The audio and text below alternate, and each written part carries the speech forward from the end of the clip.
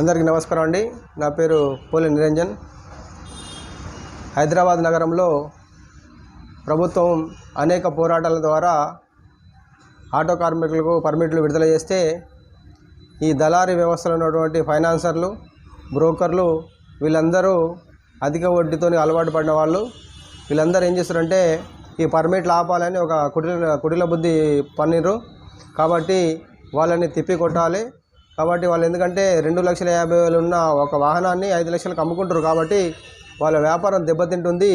అందుకోసమనే వాళ్ళు కోర్టుకి వెళ్ళనే ప్రయత్నం చేశారు. కానీ ఈరోజు అలా జరగకుండా జేఏసీ ఆధ్వర్యంలో బషీర్బాగ్ ప్రెస్ క్లబ్లో పెద్ద మీటింగ్ పెట్టాం. ఆ మీటింగ్లో ఫైనాన్సర్ల ఆగడాలను అరికట్టాలి.